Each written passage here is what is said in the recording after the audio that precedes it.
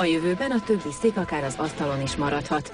Ha elfogadják a kormányzat javaslatát, az önkormányzati képviselők száma jelentősen megcsappan, még a tavaszi választások előtt. Most a Győr-Moson-Sopron megyei Dénesfa község polgármesteri hivatalában 3-an ülnek asztalhoz, hogy megtárgyalják az aktuális tennivalókat. 6 fős önkormányzatuk épp ennyire, vagyis a felére csökken, ha úgy döntenek a parlamentben, mindössze 2 képviselő és a polgármester igazgatná a 420 lelkes települést. Megdöbbenve szereztünk róla tudomást a sajtóból, egy írott újságból, és amikor én ezt elolvastam, bennem rögtön az jött fel, tehát az jutott eszembe, hogy ez is egyfajta olyan intézkedés lesz nélkülünk, bennünket érint, mint például voltak a posta bezárások. A településen minden döntés a képviselők többségének jóváhagyásával születik. A róluk szóló intézkedés viszont úgy tűnik, valóban nélkülük történik meg. A dénesfai önkormányzat tagjai szerint nem csak a tájékoztatás hiánya érdemel kritikát, hanem az is, hogy egy kalap alá veszik őket például a nagyvárosokkal.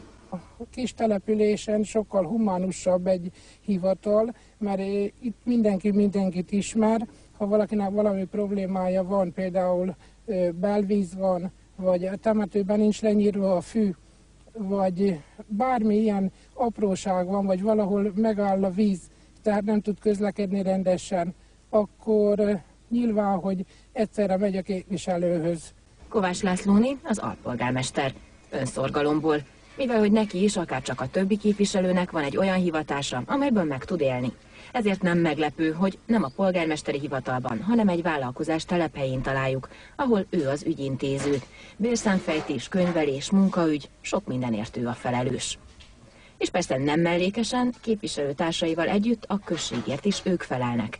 Nem számít az ünnepnap vagy a hétvége, hozzájuk bárki bekopoghat, ha valami gondja támad.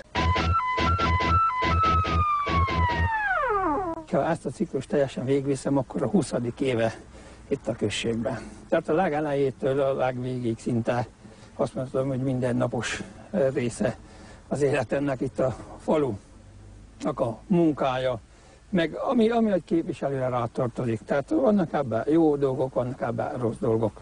A település falubuszával épp az ebédért indulunk. Közben viszont útba ejtünk más helyszíneket is, attól függ, kinek mire van szüksége, vagyis milyen elintézni valója akad a legközelebbi kisvárosban.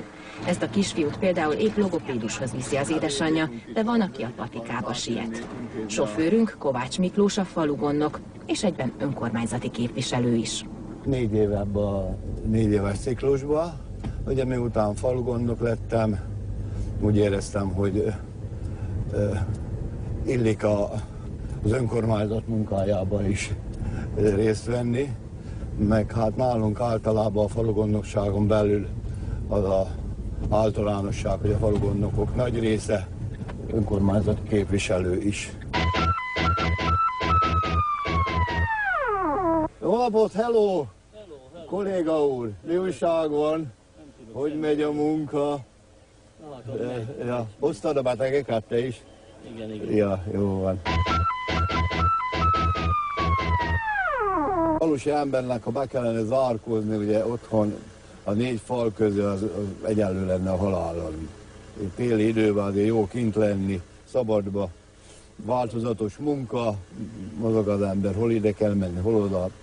Ami adódik munka, mindent meg kell csinálni.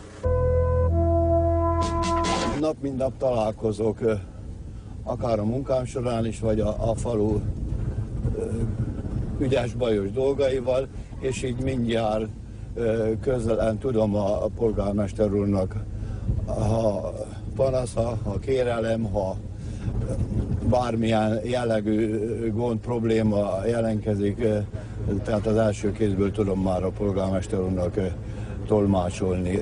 Az biztos, hogy a polgármester úrnak jóval több tennivalója akad majd, ha kevesebben osztoznak meg a feladatokon.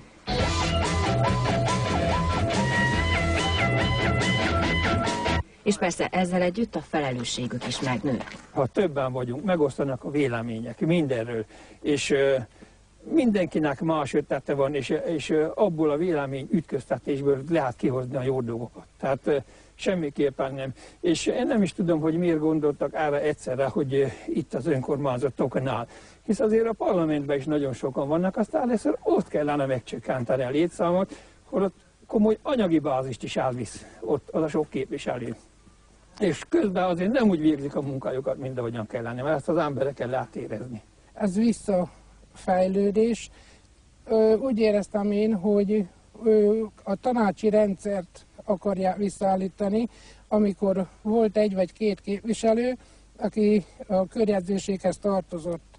És a körjegyzőségnél osztották a pénzt, ott mondták meg, hogy legyen iskola, vagy óvoda, vagy bármi, tehát a falu fejlesztésére sokkal kevesebb jutott, és nyilván ők nem is látták, hogy át a dolgot, mint amikor helyben van a képviselő. Akkor, amikor már pedagógus, meg egyéb értelmiségi nincs a faluba, akikkel ilyen jellegű munkákat együtt meg tudnánk oldani, akkor más nincs, már csak a képviselő. Most, ha még őket is kizárják ebből a munkából, akkor nem tudom, hova jutunk.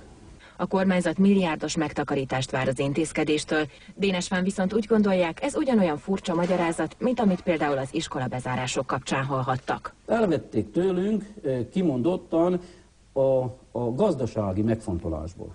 Tehát semmi más, csak gazdasági megfontolás. És itt is egyfajta hazugság volt, mert elfelejtették azt, hogy ahhoz az iskolához az önkormányzat sokszor a járdaépítéséből, amit éppen járdaépítésre szánt, vagy más egyéb feladatra a településen, tehát abból a pénzből támogatta az iskoláját.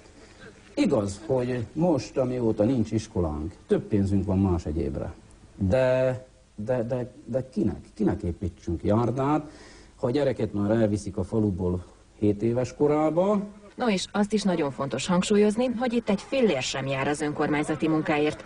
Tiszteletdíjat sem a polgármester, sem a képviselők nem vesznek fel. Mi azt mondtuk, hogy mi ezért a munkáért pénzt nem kérünk, inkább legyen a faluba a fiataloknak internet, az idősebbeknek ma akkor rajt voltunk azon, hogy legyen falugondnoki szolgálat, legyen busz, tehát olyan dolgokra szeretnénk fordítani a pénzt, ami a falu érdeke. Mit szól ehhez, hogy itt nem veszik fel a fizetésüket, se a polgármester, se a képviselők? Már megvannak annélkül is, már rendes emberek. De ilyen kevés helyen van. Kevés helyen. Sőt, sok helyen még ha fölveszik is baj van. Nem akkora. Itt meg azért megvannak szépen, finomul. Igen. Mert állam, nem akarok mondani semmi olyan rosszat, de hát nem, jó az így, ahogy van.